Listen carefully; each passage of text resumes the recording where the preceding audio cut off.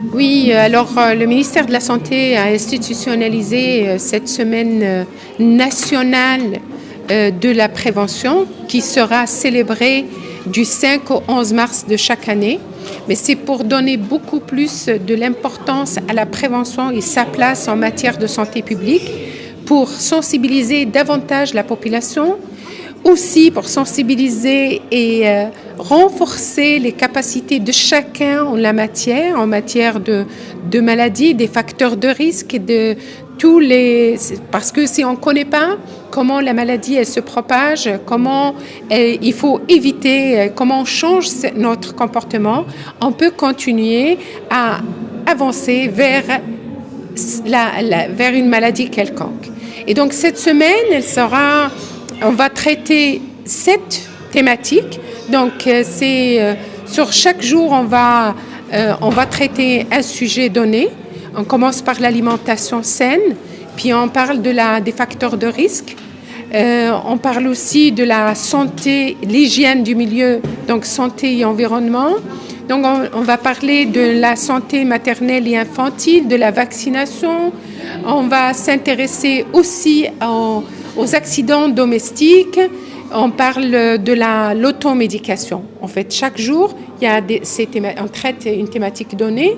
Il y a des chapiteaux qui sont exposés au niveau de l'espace Riyad El Fath et qui donc organisé par le secteur de la santé, par la société civile et par les autres secteurs, qui jouent un rôle très important dans la prévention et dans la sensibilisation de la population. Donc cette journée, on met l'accent beaucoup plus aussi, puisqu'on se rapproche du mois de Ramadan, sur l'alimentation saine, sur les maladies et les personnes qui sont atteintes d'une maladie chronique. Elles doivent se rapprocher des médecins pour dire, est-ce que c'est seul le médecin qui va dire est-ce qu'il faut faire jeûner ou pas. Donc ça, c'est très important. Mais de l'autre côté, on parle aussi de l'automédication. La personne, elle va acheter un médicament, elle va dans une pharmacie, elle achète un médicament et c'est pas que ce médicament qui va arrêter les maux de tête du moment, mais si on prend beaucoup, par exemple, je cite le paracétamol, il y a un impact sur le foie. Donc, c'est pour ça qu'on parle de l'automédication et on parle du bon usage des antibiotiques. Et on sait très bien que les personnes utilisent beaucoup les antibiotiques sans ordonnance. Alors, ils vont se présenter dans une pharmacie, ils achètent l'antibiotique sans pour autant se dire qu'il y a un risque derrière. Le risque est la résistance. Si demain j'ai vraiment besoin de cet antibiotique, donc elle ne va pas me servir. Et on va se retrouver vraiment devant un mur.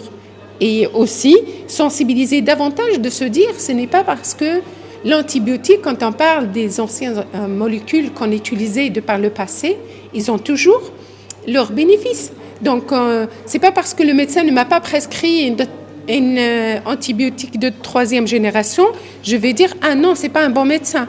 C'est parce que on sait très bien, on essaie de préserver ces molécules pour se dire « Le médecin sait ce qu'il me donne, donc je dois suivre cela ». Et pour que demain, si j'ai besoin de ce médicament, de cet antibiotique, si demain je développe une résistance pour la première molécule, à ce moment-là, je pourrais passer à 2e et 3e génération. Voilà, c'est ce que je voulais partager avec vous. Je pense qu'il y a aussi la sensibilisation beaucoup des mamans au niveau des maisons par rapport aux accidents domestiques, parce qu'on laisse par exemple de l'eau de javel, des produits toxiques par terre, et donc c'est tout ce risque, donc ça va être aussi discuté, ça c'est le dernier jour, et je pense qu'il est important, c'est l'hygiène, et donc pour toutes les maladies maniportées, donc la prévention peut nous prévenir dans beaucoup de choses. L'addiction, on va parler de la toxicomanie, avant même de devenir toxicomane, qu'est-ce qu'il y a lieu de faire? Quand on devient toxicomane, quels sont les moyens, quelles sont les mesures qui ont été mises en place pour pouvoir prévenir cela, pour pouvoir tirer ces personnes de cette toxicomanie? On va parler de l'addiction à